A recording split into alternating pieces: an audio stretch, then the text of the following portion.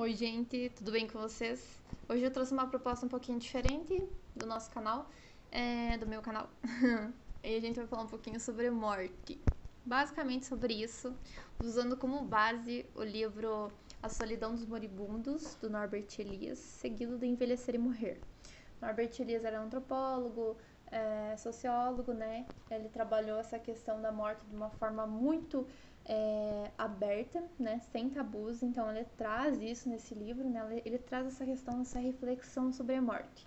Sem mais delongas, vamos seguir em frente. Esse livro ele foi escrito em 1982. Então, assim, ele vai trazer várias reflexões, né, a respeito desse processo, a respeito dessa questão dos moribundos, da solidão dos moribundos, que os moribundos são basicamente as pessoas que estão prestes a morrer. Mas, enfim, vamos passar já pra frente, porque senão se ler esse vídeo vai ficar enorme. O ser humano, ele é basicamente o único ser que sabe que vai morrer. Que ele tem consciência disso, né? De que esse dia vai chegar e ele precisa fazer alguma coisa quanto a isso. Não necessariamente precisa, mas ele faz, né? Ele cria defesas para que esse processo de morte fique cada vez mais distante, né? Então, ao longo do tempo, o ser humano foi percebendo essas questões e criando métodos para que isso se tornasse distante, para que a morte se tornasse distante. Uma delas, né, é a questão da medicina, né? Esse aumento da expectativa de vida. Além de todas as crenças, né, de pensar que quando passar por esse processo de morte, né, passar pelo processo de moribundo, para chegar no processo de morte, né, para que ele tenha um lugarzinho no céu, digamos assim, né, de acordo com cada crença, né, essa pessoa imagina que após ela morrer, né, ela vai chegar, enfim, na paz eterna. Ela crê nisso, né, e ela deseja que isso realmente aconteça, né, para que ela consiga viver em paz, né, nesse processo de pós-morte, de acordo com a crença de cada um, né. Antes a gente tinha, de certo modo, os espetáculos da morte, né, que eram basicamente pessoas que morriam em praça pública, pessoas que morriam eram arrastadas na rua, né, os cadáveres e tudo mais. Nós tínhamos um contato social maior com a morte, maior com os moribundos, né, com essas pessoas prestes a morrer. Com o passar do tempo, esses espetáculos da morte, né, esses momentos, eles foram sendo ocultos, né, eles foram sendo proibidos e tudo mais, né, a gente já não tem mais, por exemplo, fulano vai morrer, 6 horas da tarde hoje, vamos lá assistir na praça, né, que ele vai ser enforcado. Nós não temos mais essa questão. Então as pessoas deixaram, de certa forma, de ter contato com esse tipo de morte, deixaram de ter contato com cadáveres, de certa forma, com moribundos, e esse processo, essa situação foi ficando cada vez mais distante, criando inclusive um sentimento de negação da morte, né? Esse medo da morte, né? Não, eu não morro, né? O outro morre, mas eu não morro, né? Então é um sentimento assim que as pessoas elas vão criando, né? Para que elas se sintam mais seguras em vida, para que elas afastem essa ideia de morte em si. O Norbert Elias ele é muito conhecido pela questão do processo civilizador, que é basicamente esse estudo, né, a partir desses desenvolvimentos sociais, né, esse desenvolvimento humano, sobre as questões variadas da vida, né, inclusive a morte, a sexualidade, entre outros fatores. E nós temos até uma reflexãozinha baseada no Norbert Elias sobre os acidentes de trânsito. Nós não teríamos tantos acidentes de trânsito se as pessoas tivessem mais contato com a morte e lembrassem que elas podem morrer, no acidente, né? Elas pensam, elas idealizam uma morte deitada na cama, tranquilas, sem tragédia, sem acidentes nem nada. Porém, as pessoas esquecem disso e acabam entrando cada vez mais em contato com a morte de forma involuntária, né? Por exemplo, os acidentes, né? Que as pessoas às vezes acabam morrendo. Então elas acabam tendo uma espécie de negação desse sentimento de morte sofrida, né? Elas querem uma morte tranquila. Todo mundo almeja uma morte tranquila, né? Quem que quer morrer de uma forma trágica, de uma forma violenta, né? Dolorosa? Ninguém quer. Então as pessoas idealizam essa morte de uma forma diferente. E esse processo de morte, quando a gente chega na questão dos moribundos, por exemplo, que são as pessoas que estão prestes a morrer, né, instaura-se uma espécie de solidão. É uma questão quase involuntária essa situação da solidão. Por quê? São vários os quesitos, são várias as questões que estão englobadas nisso, né? As pessoas, elas estão ali no leito de morte, né? Elas estão se sentindo sozinhas, porque a questão da morte pode ser compartilhada só até certo ponto, né? Com a pessoa que está do teu lado ali, você está prestes a morrer, por exemplo, e você não consegue compartilhar tudo com aquela pessoa. A morte, ela tem um bloqueio ali, né? Porque é uma solidão do moribundo. Meu Deus, eu tô indo para um lugar sozinho agora, né? Eu tô enfrentando essa situação sozinho. Então instaura-se uma solidão. Além de pessoas, né, por exemplo, que não têm família, pessoas que moram na rua, né, que às vezes acabam morrendo de fome, de frio. Então essa solidão, ela acaba ocorrendo de certa forma para todas as pessoas de formas diferentes, né? Então vamos seguir em frente. Essa questão do transcendental faz com que as pessoas encarem a morte de uma forma mais leve, né? Elas pensam que a situação pode até melhorar no seu pós-morte, né? E o problema é o seguinte: os vivos, eles têm dificuldade de se identificar com os moribundos, né? Como eu já citei anteriormente. A questão do acontecimento da morte, ela foi aprendida ao longo do tempo. Inclusive tem uma citação no livro, na página 11, o livro que eu li, né, que é uma edição diferente. Uma mãe macaca pode carregar sua cria morta por um longo tempo antes de largá-la e perdê-la. Nada sabe sobre a morte, da de sua cria ou da sua própria.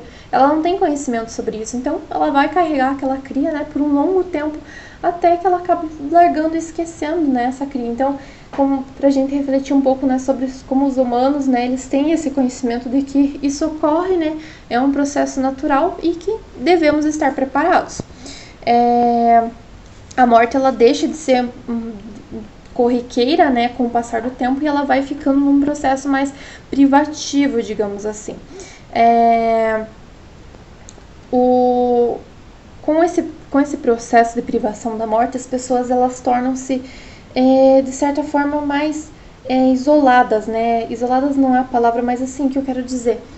Elas tentam manter uma certa distância da morte. Antigamente nós tínhamos as casas, principalmente as pessoas pobres, por exemplo, que tinham um cômodo, 2 no máximo, e a pessoa, o moribundo, por exemplo, morria, né, naquele cômodo, e tudo era compartilhado, gente. Tudo era compartilhado, essa situação, o cheiro do moribundo, né, toda essa questão, né, da pessoa ali no seu pré-morte, assim como a questão da sexualidade, assim como todas as questões que envolvem dentro de uma casa, não tinha essa privacidade.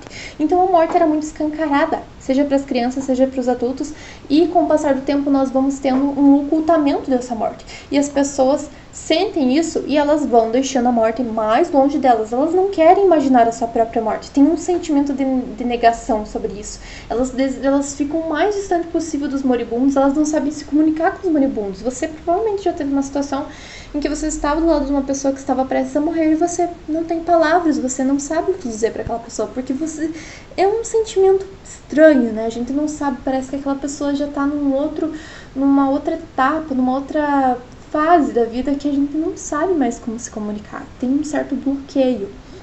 Então é um sentimento estranho, né, que acaba acontecendo.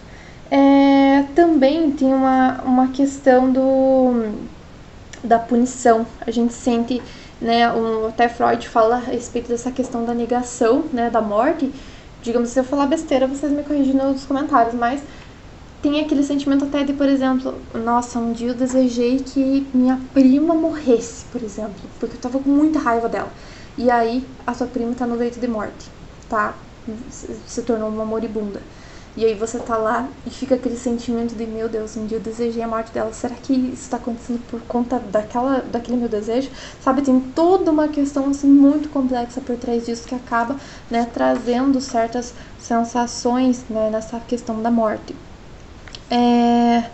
Hoje em dia, se a gente for pensar, eu vou ter que ir concluindo já, gente, porque até esse vídeo tá muito extenso, nem sei quantos minutos já deu de vídeo. Ai, já deu muito tempo. Mas enfim, eu vou ter que concluir antes. Tinha um monte de coisa pra mim falar ainda, mas eu já vou fechando um pouquinho o vídeo já. Vou ter que deixar várias coisas do lado, que tristeza. Mas enfim, hoje, né, nós temos a questão dos cadáveres, por exemplo, Vamos focar nessa solidão agora pra gente poder concluir o vídeo. Essa questão dos cadáveres, por exemplo. Antes a gente tinha todo esse contato com o cadáver, né, na cama ali, né, as pessoas sentindo o cheiro. A família tratava daquele cadáver muitas vezes, né, cuidava, limpava, né, ajeitava para que, né, fosse preparado para o enterro, por exemplo, ou o próprio moribundo, né, todo aquele cuidado, né, a família em volta, trazendo aquele amor, trazendo aquele sentimento de cuidado, de atenção. Hoje, nós temos pessoas especializadas para realizar isso.